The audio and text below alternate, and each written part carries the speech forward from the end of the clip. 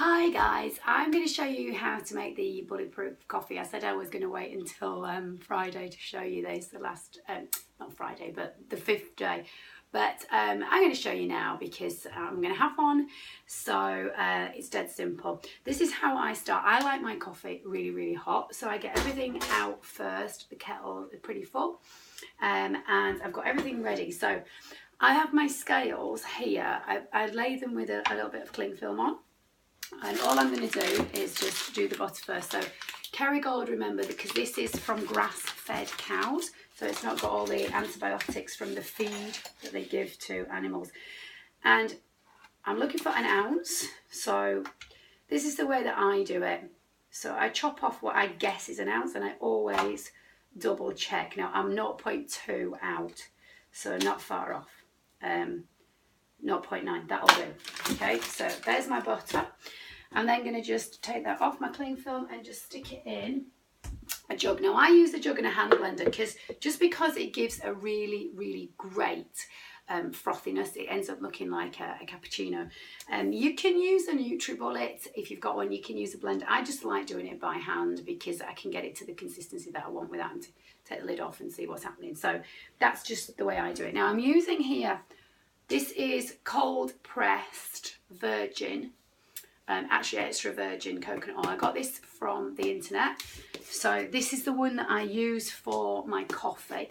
I just use a bog basic coconut oil for cooking with, but I just like to use a more quality one for my coffee. I think it just gives it it's a really nice coconutty flavour.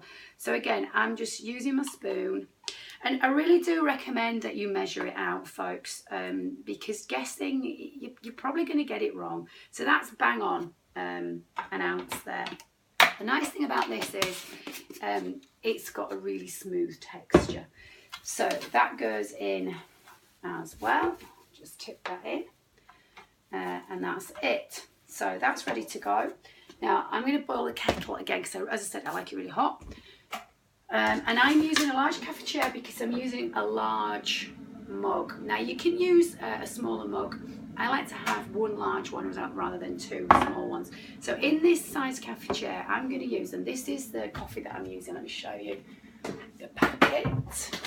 So this is what I'm using. It's organic and it's decaffeinated. I don't know if that's upside down on there, but it's organic, decaffeinated, and it says Swiss water processed, which means that it's not had the caffeine removed by any horrible chemical process. So I like coffee quite strong. 1, 2. So I'm going to put in, there's 2 heaped ones in there, and I'm going to put in one for the pot, as they say in the north, and then just top that up. Now this is just a bog basic cafetiere, so it hasn't got the cup lines on it. But I kind of know where I want to go to, and it's about there. And so I'm just going to let that just sit and do its stuff. Now, if I find that it's a little bit too strong, I can always add a little bit more hot water, should I choose to do so. But obviously, if I make it too weak, there's not a lot I can do about that. So that's pretty much it. So all I'm going to do then is just pour this into here and then just whiz away. So I just give it a little bit of time to just do its stuff. So I hope you're doing all right, folks. You got your keto sticks, so you know where you're at as regards how far into ketosis you are. This is a really good way of getting you into ketosis faster because the more fat in your diet, the easier it is to get there. So I'm going to plunge away now. Also, high intensity exercise will get you into ketosis faster. So if you're going to do HIIT with me, then that's a great idea. So I'm just pouring that in. And as I'm pouring in, this is why I like to do it with a hand blender, because I'm going to whiz and pour at the same time. So be ready for the noise. And this way it does not fly at once.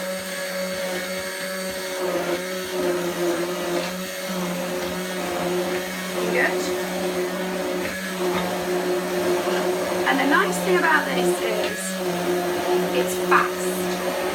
And you can see what's going on in there.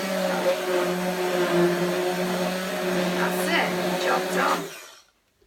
Okay, So you can, I don't know if you can see, no, you can't see that clearly, but let me pour it in. Maybe you can see as I'm pouring.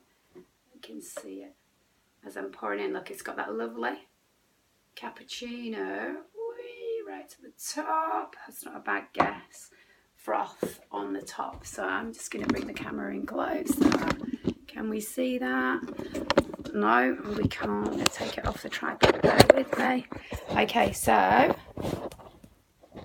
are you seeing it? There we have it. My incredible bulletproof coffee. So this is why I don't like this camera. So now I'm off to turn this way around. But that's it, folks. Here it is. I don't know if you can see it there. But now, all that remains is for me to drink it. And yes, you can taste the coconut oil, but I like that flavour. So I hope you enjoy, and I'll see you soon.